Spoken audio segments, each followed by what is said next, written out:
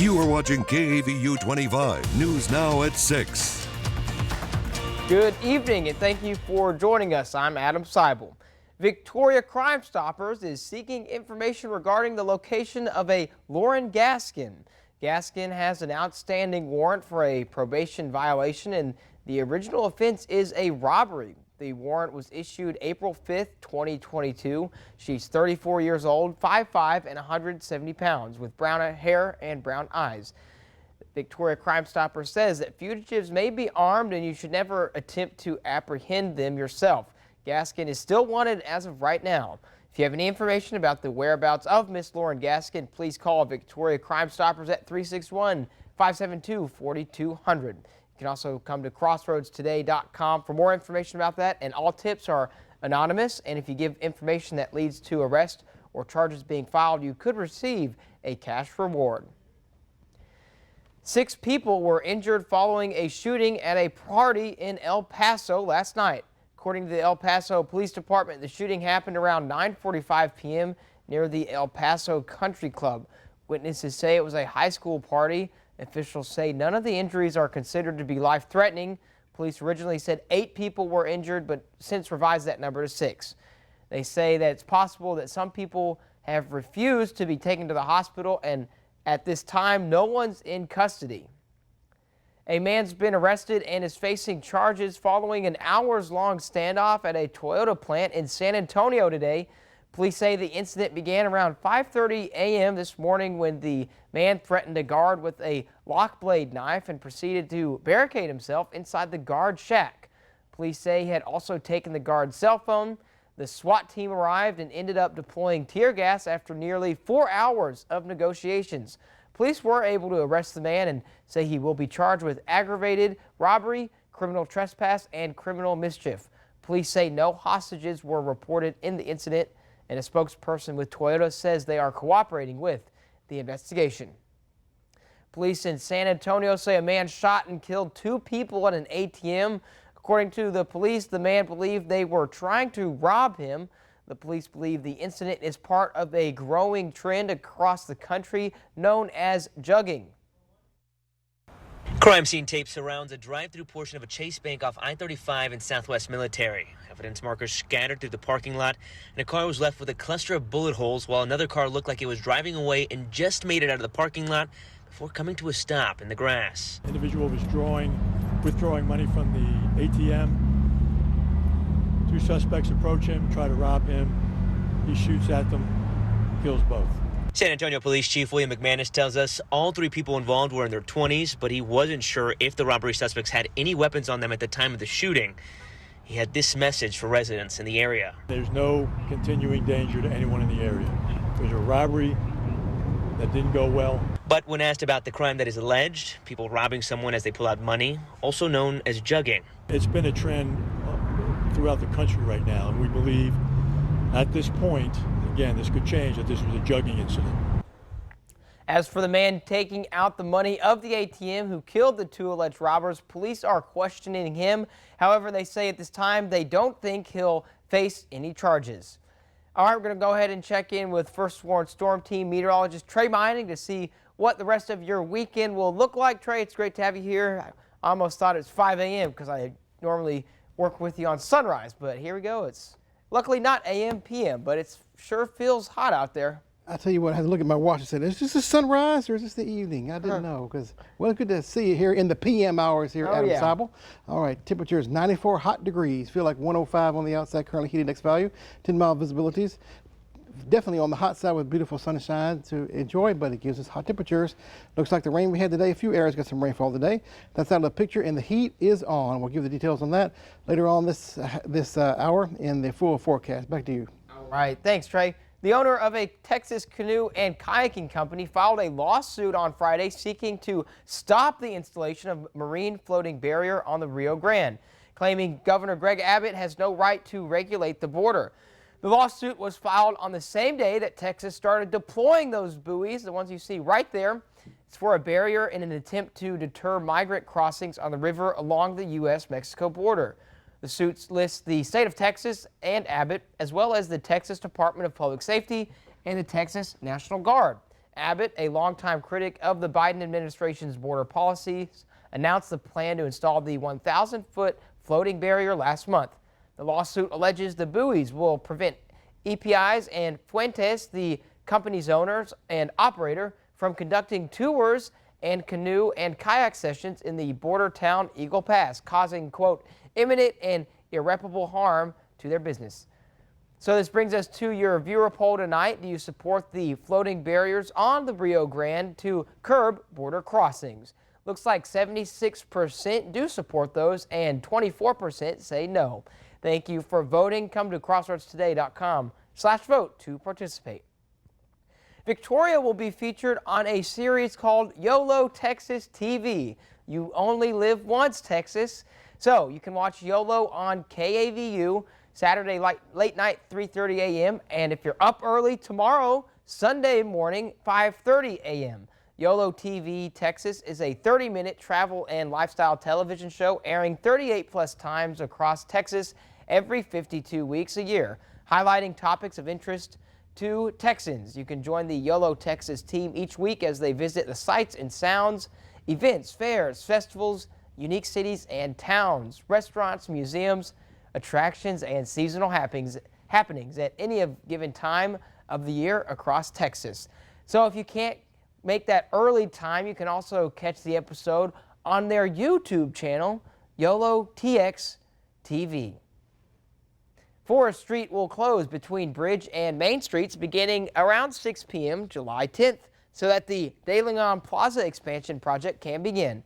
The project will convert this block of Forest Street into an expanded pedestrian and performance area with a pavilion, seating, a public restroom, and space for food trucks. The project will finish in March of next year.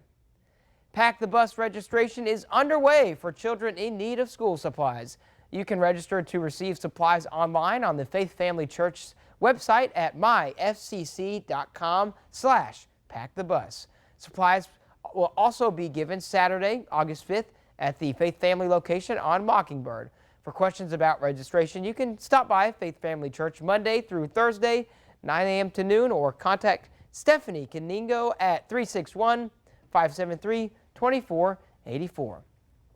For more on today's news stories, come to crossroadstoday.com and you can submit your birthday wishes. Carolina Estrain will read them live on 25 News Now Sunrise. And you can also submit a local military hero so we can recognize them.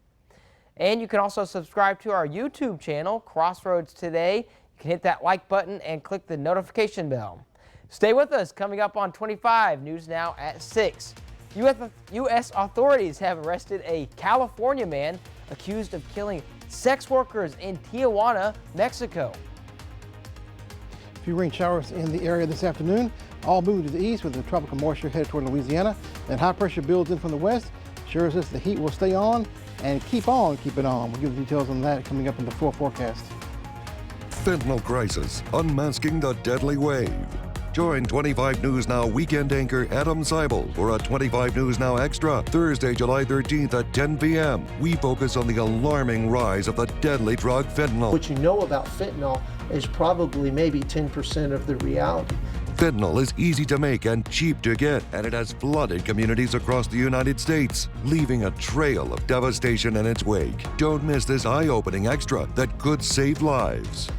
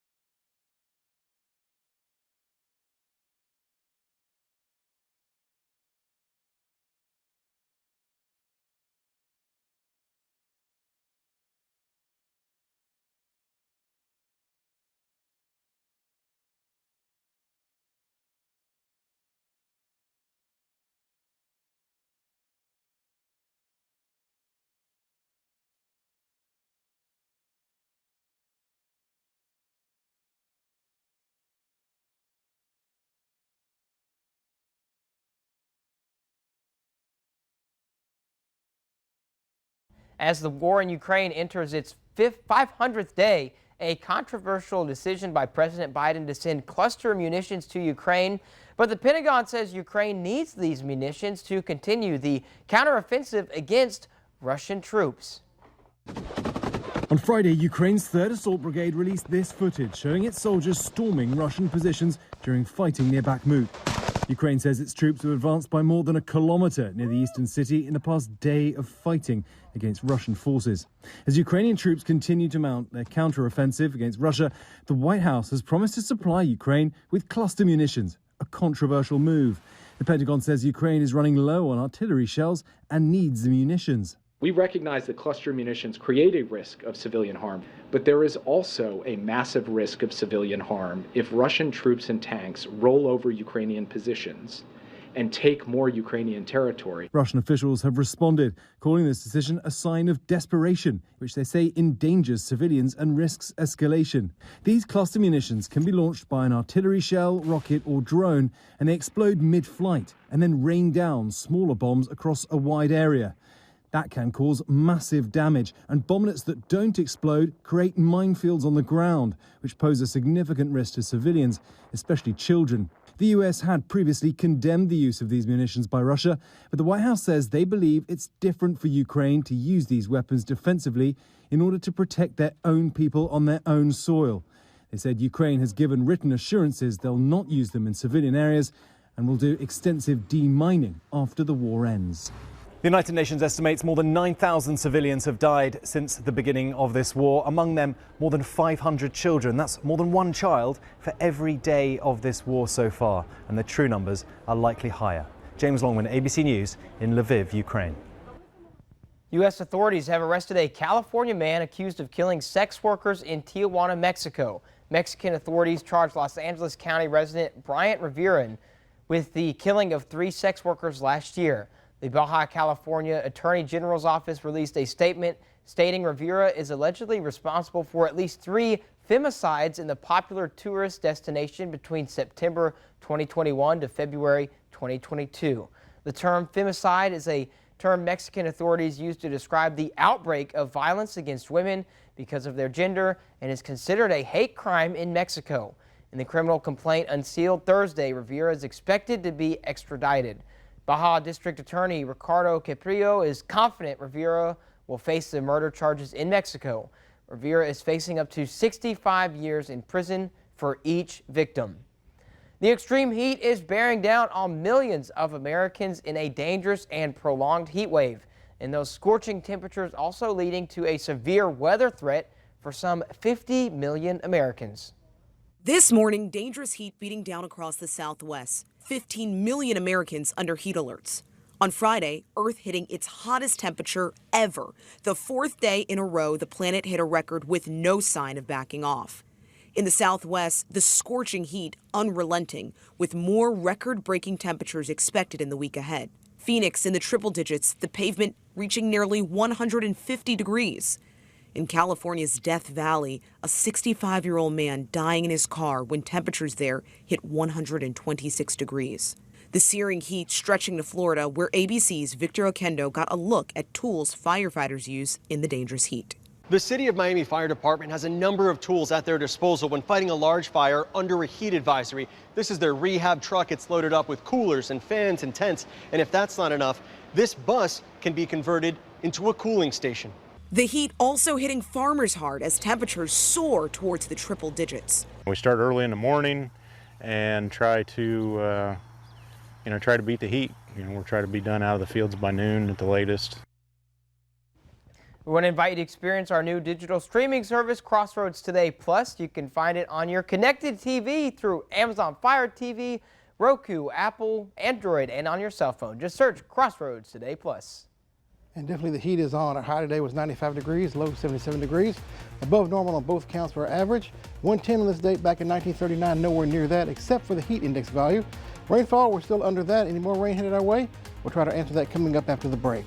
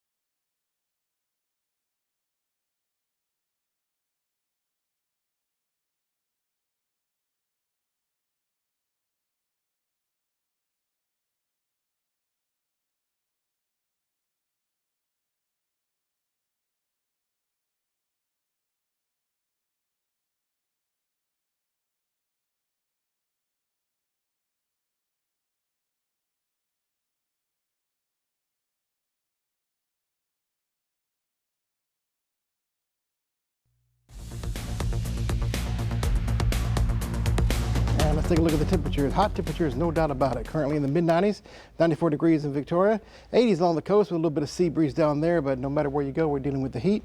And the radar showing a few little light showers. Had some earlier north of Edna Inez area earlier this afternoon. They pretty much have faded away. It's one small shower, very tiny. You can see it there near Carson City. That's pretty much all she wrote.